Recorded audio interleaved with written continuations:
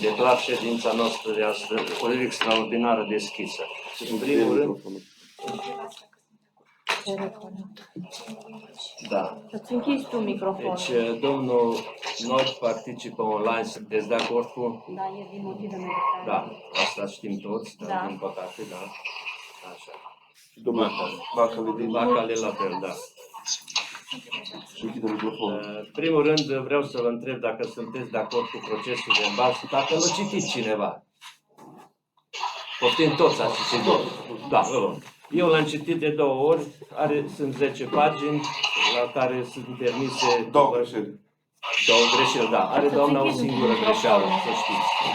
Numai una, felicitări.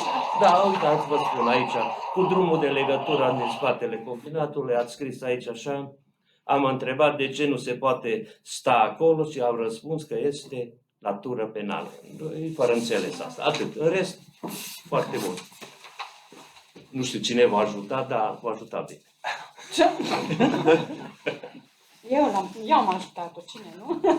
Nu știu, eu Nu am citit procesul verbal de data Deci asta. sunteți de acord cu procesul verbal din ședințe din... Da. Domnul Bacali? Și domnul Noi? Domnul Noi este Da, de este acord. de acord. Da. Ordinea de zi, știți, avem un singur punct, sunteți de acord cu ordinea de zi?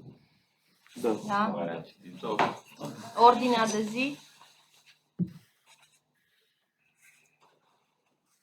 Da. Domnul Noi? Da, a votat. Da. Deci, avem un singur proiect, proiectul numărul 95 din 23 noiembrie 2023, pentru validarea rectificării bugetului local al Comunei Cristești, efectuată în bază dispoziției primarului Comunei Cristești numărul 247 din 06 2023, rectificarea bugetului local, precum și modificarea și completarea programului de investiții aprobate prin hotărârea Consiliului Local numărul 16 din 2023. Inițiator, doamna primar Covace. Comisiile. Comisia 1? Comisia 1, De acord cu proiectul. Comisia 2. De acord cu proiectul? Cineva are ceva de întrebare, comentarii? Amendamente? Ceva? Am înțeles. Cei din telefon?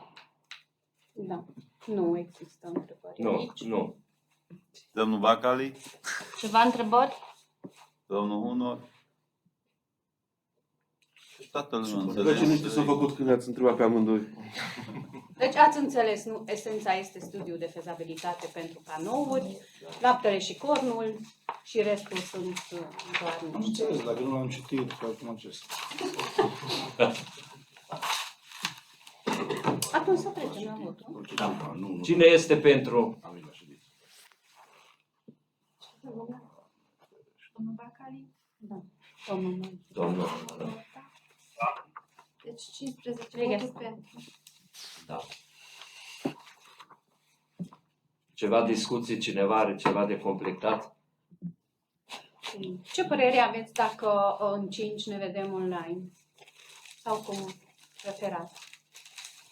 Bine, online, având în vedere că unii nici nu poate să vină. Va fi ședință ordinară, repet, dar Că un pic de problemă cu semnalul, aia e tot. Multe puncte vor semnalul fi. e problema. Atunci veniți. Doamna primar, multe puncte. Păi vor fi câteva, 5 sigur. Atunci să venim mai bine. Bine. Deci să știți că în 5, ora 5. Bine? Tot aici. Probabil vom reveni în sala de ședințe, că în 29 pleacă cei de la Curtea de Conturi. Din cauza asta suntem azi aici. Și ne vedem în sala de ședințe, ca de obicei.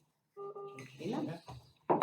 Mulțumim. Dacă nu mai are nimic de spus, declar ședința noastră.